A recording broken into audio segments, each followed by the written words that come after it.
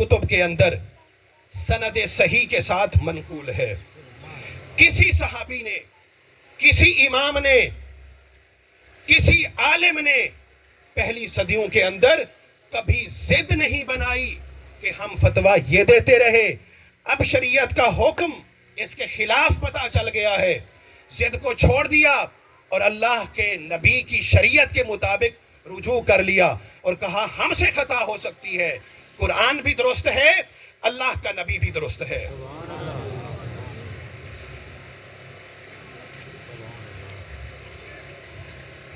ایسے ہی ایک بہت اہم مسئلہ صحابہ کا اس پہ بہت زیادہ اختلاف رہا، وہ ہے حج کا طریقہ. آپ کے اور میرے نبی صلی اللہ علیہ وآلہ وسلم نے زندگی میں صرف ایک حج کیا تھا، اور حج کے دو طریقے ہیں. ایک طریقہ تو یہ ہے حج کے دنوں میں جائیں، احرام باندھیں، حج کریں اور عمرہ نہ کریں، واپس آ جائیں. اس کو کہتے ہیں حج افراد. عمرہ کے بغیر اکیلا حج کر کے آ جائیں، یہ بھی جائز ہے. دوسرا طریقہ یہ ہے حج کرنے جائیں اور عمرہ بھی ساتھ کر کے آئیں. اس کو کہتے ہیں حج تمتع، یا ایک خاص کنڈیشن میں اس کو حج قران کہتے ہیں. یہاں کے جو حجاج جاتے ہیں، آپ کیا کرتے ہیں؟ اکیلا حج کرتے ہیں یا عمرہ کر کے آتے ہیں؟ جو حاجی بیٹھے ہیں بتائیں، جب حج کرنے جاتے ہیں عمرہ ساتھ کر کے آتے ہیں یا اکیلا حج کر کے آتے ہیں؟ اکثر عمرہ ساتھ کر کے آتے ہیں. دونوں درست ہیں، جائز ہیں. حج چونکہ شروع سے آ رہا تھا، ابراہیم علیہ السلام کی ساری ذریت تھی جو مکہ میں رہتی تھی، انہوں نے دین ابراہیمی کو بدل بدل کے اس کی شکل بگاڑ دی تھی. حج تو کرتے تھے مگر اس کے اندر بدعات اور نئی نئی رسمیں بہت ساری جمع کر دی تھی، اور حج کی اصل روح مفقود ہو گئی تھی. اور ان کا نقطہ نظر یہ تھا، اہل مکہ کا، مشرکین کا، اسلام سے قبل ابھی تک رسول اللہ صلی اللہ علیہ وآلہ وسلم مدینہ منورہ میں تھے، مکہ فتح نہیں ہوا تھا، مشرکین کا قبضہ تھا. کعبہ کے متولی مشرکین تھے، کعبہ میں بت تھے، اور اپنے آپ کو دین ابراہیمی پہ کہتے تھے، لیکن تھے مشرک.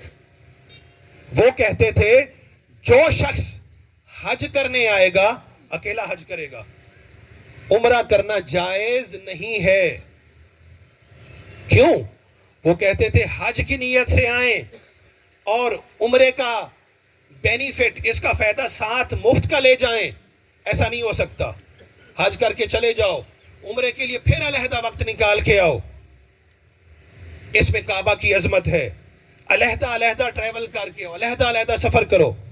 اکٹھا حج کے ساتھ عمرہ کرنا ان کے نزدیک حرام تھا. جب رسول اللہ صلی اللہ علیہ وآلہ وسلم نے حج کیا، آپ صلی اللہ علیہ وآلہ وسلم نے اس رسم کو اور اس رواج کو توڑ دیا اور صحابہ کو فرمایا کہ آپ عمرہ بھی کریں گے، حج بھی کریں گے. اور مشرکین مکہ کا جو رسم و رواج تھا اس کو توڑ دیا جائے گا. ہاں، جو صرف مکہ کا رہنے والا ہے وہ صرف حج کرے گا. کیوں؟ وہ ساری زندگی پھر عمرے کر سکتا ہے، اس کا تو گھر وہی ہے. مگر ایک شخص جو دور سے چل کے آیا اور ساری زندگی پھر قیامت تک ممکن ہے اس کا ویزا نہ لگے قیامت تک کے لیے، اس لیے وہ جتنے چاہے عمرے کر سکتا ہے. اس کے لیے پابندی ختم کر دی، اس کو سہولت دے دی. اور یہ سہولت اللہ تعالیٰ نے قرآن مجید میں دی. سورہ البقرہ کی آیت نمبر 196 کا ایک حصہ ہے، فَمَن تَمَتَّعَ بِالْعُمْرَةِ إِلَى الْحَجِّ. جو شخص عمرہ کو حج کے ساتھ ملا کے عمرے کا نفع حاصل کرنا چاہے تو اس کے لیے ضروری ہے کہ وہ قربانی کو جو بھی قربانی میسر آئے اس کو کر دے. فَمَسْتَيْسَرَ مِنَ الْهَدْيِ، جو قربانی اس کو میسر آئے، جو اس کو اونٹ ملے، بکرا ملے، لیلا ملے، دمبا ملے، گائے ملے، جو چیز اس کو اویل ہو، دستیاب ہو، اس کی قربانی کر دے. جو شخص صرف حج کرتا ہے، عمرہ نہیں کرتا، اس پہ قربانی ضروری نہیں ہوتی. وہ اکیلا حج کر کے آ سکتا ہے. لیکن جو عمرہ ساتھ کرتا ہے اس کے لیے قربانی بھی ضروری ہے، کیونکہ اللہ نے اس کو ایک نعمت اضافی دے دی. ایک سفر کے اندر نیت حج کی تھی، عمرے کی نیت بھی ساتھ کر سکتا ہے. اس لیے اس کو شکراً قربانی ایک لازماً دینا ہوگی. اس کو رسول اللہ صلی اللہ علیہ وآلہ وسلم نے واجب قرار دیا. اللہ تعالیٰ نے بھی اس کو قرآن مجید میں لازم قرار دیا. اور رسول اللہ صلی اللہ علیہ وآلہ وسلم نے بھی اس میں عمرہ ساتھ کیا تھا. پہلے عمرہ کر لیا، کچھ دن حج کے رہتے تھے، پھر دن آئے تو پھر حج فرما لیا.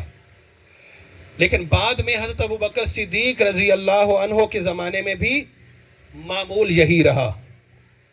حضرت عمر فاروق رضی اللہ عنہ نے سوچا کہ ایک خاص مہینے میں تو بہت سارے لوگ اکٹھے ہو جاتے ہیں، مکہ آباد ہو جاتا ہے، دنیا کے گوشے گوشے سے مسلمان کشاں کشاں ایسے آتے ہیں جیسے شمع پہ پروانے، اور مسجد حرام بھر جاتی ہے، کعبہ آباد ہو جاتا ہے، مکہ کی گلیاں آباد ہو جاتی ہیں. پھر سارا سال لوگ تھوڑے نظر آتے ہیں.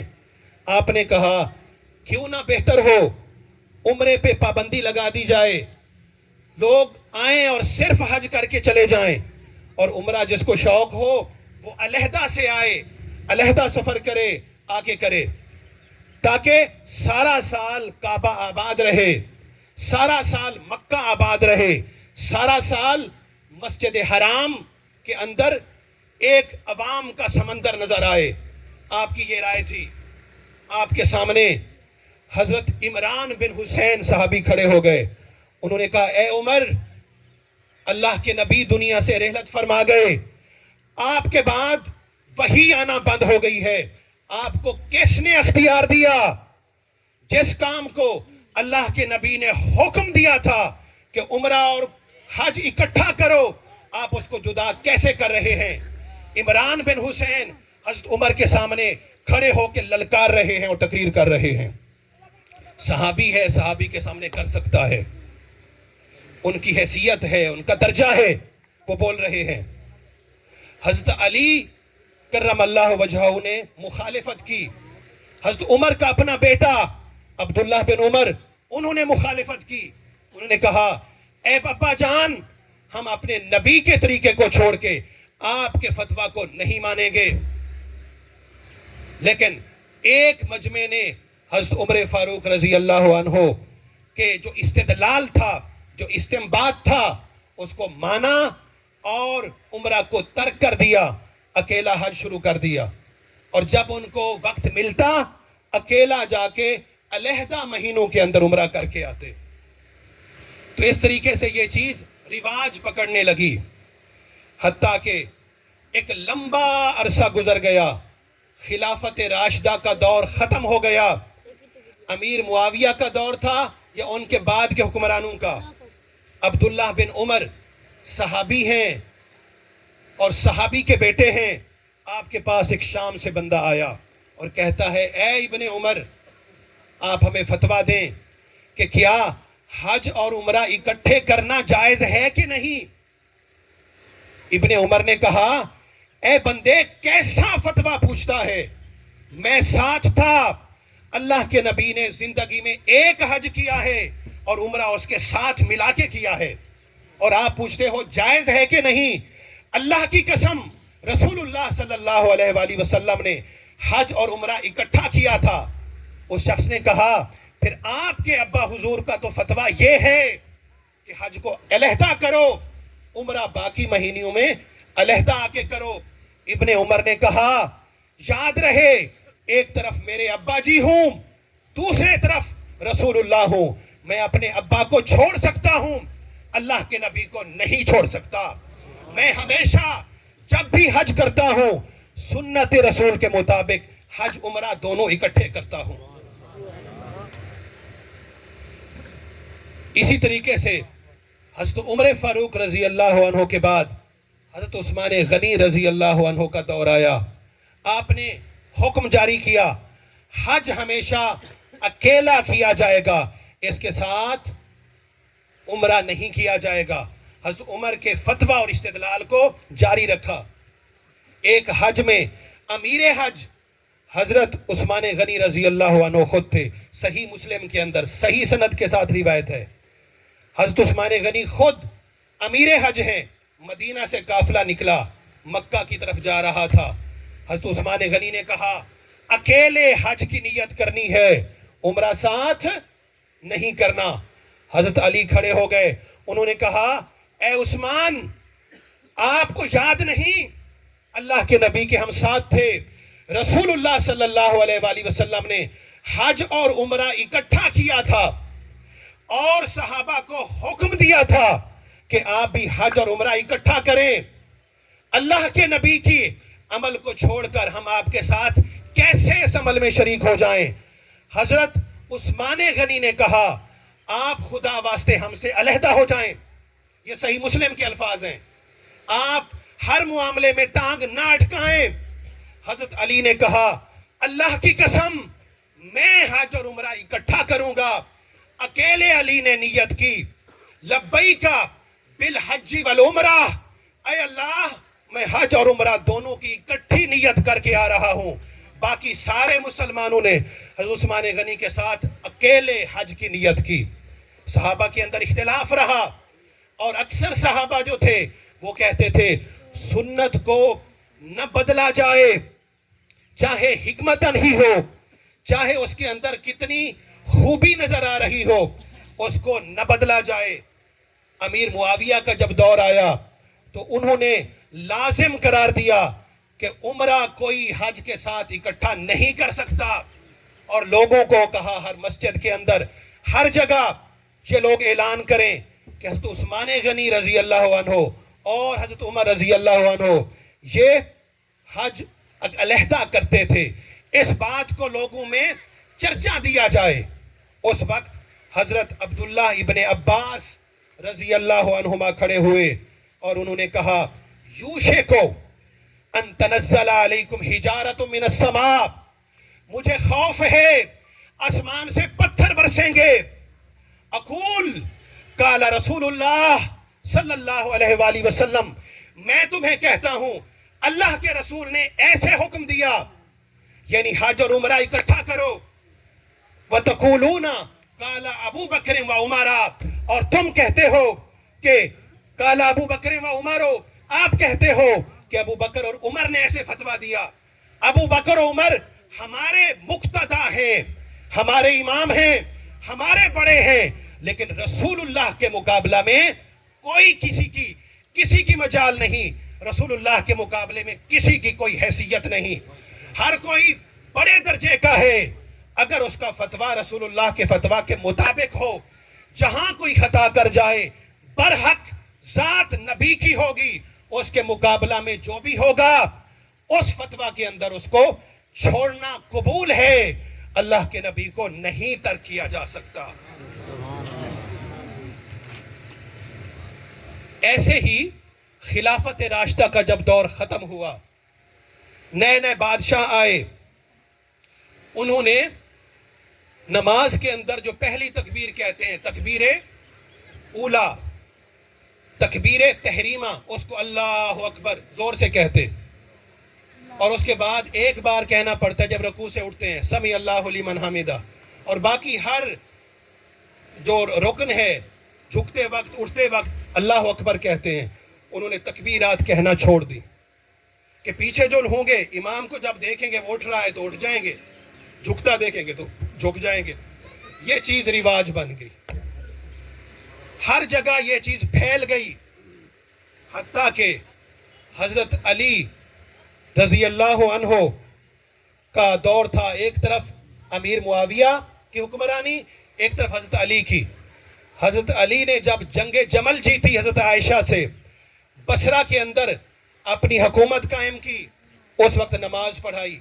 وہی عمران بن حسین جو حضرت عمر کے سامنے کھڑے ہو گئے تھے وہ موجود ہیں، ان کے ساتھ ایک اور شخص بھی ہیں، نماز پڑھی اور اتنے خوش ہوئے اور کہا کہ آج علی ابن ابی طالب نے حضرت محمد صلی اللہ علیہ وآلہ وسلم کی نماز یاد کرا دی ہے۔ انہوں نے کہا کیسی نماز؟ کہا کہ ہر رکن کے وقت انہوں نے اللہ اکبر کہا، جب رکوع کی طرف گئے اللہ اکبر کہا، سجدہ میں گئے اللہ اکبر کہا، سجدے سے اٹھے اللہ اکبر کہا، دوسرے سجدے میں اللہ اکبر کہا، دونوں سجدوں کے بعد کھڑے ہوئے اللہ اکبر کہا۔ لوگوں نے نبی کی جس سنت کو چھوڑ دیا تھا، علی ابن ابی طالب نے اس سنت کو آج زندہ کر دیا ہے۔ وہ عمران بن حسین اتنے خوش ہوئے۔ اسی طریقے سے ایک صحیح سند کے ساتھ ہماری کتابوں میں یہ بات موجود ہے کہ حضرت ابو ہریرہ رضی اللہ عنہ نے نماز کرائی۔ آپ نماز اس وقت پڑھاتے تھے جب مروان مدینہ میں نہیں ہوتا تھا یا مکہ میں نہیں ہوتا تھا، اور وہ جاتے وقت اپنا قائم مقام ابو ہریرہ کو بنا کے جاتا۔ مروان باہر گیا، نماز مروان نہ پڑھا سکا کیونکہ وہ تھا نہیں، ابو ہریرہ نے پڑھائی۔ ایک شخص نے نماز پڑھی پیچھے اور وہ پھر جا کے عبداللہ بن عباس کے پاس چلا گیا، کہتا ہے یار آج میں نے کسی احمق بندے کے پیچھے نماز پڑھی ہے۔ یہ اس تابعی کا قول ہے، کہتا ہے میں نے احمق بندے کے پیچھے نماز پڑھی ہے۔ عبداللہ ابن عباس کہتے ہیں کیوں، کیا ہوا؟ اس نے کہا 4 رکعتوں کے اندر جس امام کے پیچھے میں نے پڑھی ہے نماز، جس احمق بندے کے پیچھے، اس نے 4 رکعتوں کے اندر 22 مرتبہ اللہ اکبر کہا۔ یہ تو ساری زندگی میں نے نہیں سنا۔ عبداللہ ابن عباس کہتے ہیں اے شخص کاش تو مر جائے اور تیری ماں تجھے روئے، کاش تیری ماں تک یہ خبر پہنچے تو مر گیا ہے اور وہ روئے۔ جس شخص نے نماز پڑھائی ہے اس نے آج رسول اللہ کی سنت کو زندہ کر دیا ہے۔ جس سنت کو مروان نے ختم کیا تھا، آج ابو ہریرہ نے سنت رسول کے مطابق نماز پڑھائی ہے۔ رسول اللہ بھی اونچی اللہ اکبر کہتے تھے، اس شخص نے بھی اونچی اللہ اکبر کہی ہے۔ بعض چیزیں معاشرے کے اندر ایسا رواج بن جاتی ہیں کہ صحیح سنت کے مطابق اگر کوئی بندہ عمل کرے لوگ کہتے ہیں کہ یہ کیا کہہ رہا ہے۔ نہیں، اس وقت بحیثیت مسلمان ہمیں قرآن کو دیکھنا چاہیے، ہمیں حدیث کو دیکھنا چاہیے، فرقہ واریت کی لعنت سے نکل جانا چاہیے۔ روز محشر ہمارا حامی، ہمارا مددگار، ہمارا شفیع حضرت محمد صلی اللہ علیہ وآلہ وسلم ہوں گے۔ اس لیے ایک طرف اگر نبی کی سنت آ جائے اور دوسری طرف کسی امام کا قول، کسی مسلک کا رواج آ جائے تو لوگوں ہر چیز چھوڑی جا سکتی ہے۔ رسول اللہ کا وتیرہ، نبی پاک کا طریقہ، اللہ کے محبوب کی سنت، حبیب خدا کا فرمان ترک نہیں کیا جا سکتا۔ ہاں تحقیق ہر بندے کا حق ہے، شک کر سکتے ہو، کسی کا عمل دیکھو، کسی کا قول دیکھو، علماء سے پوچھو، کتابوں کو پڑھو، قرآن کی ورق گردانی کرو، احادیث کی کتب کو کھنگالو، اگر جو حدیث کے مطابق ہے اس کو لے لو، جو اس کے خلاف ہے اس کو اٹھا کے دیوار پہ مار دو، کیونکہ اللہ کے نبی کے مقابلے میں جس کا بھی فتویٰ ہوگا، جس کا قول ہوگا، جس کا عمل ہوگا وہ مردود ہوگا۔ اس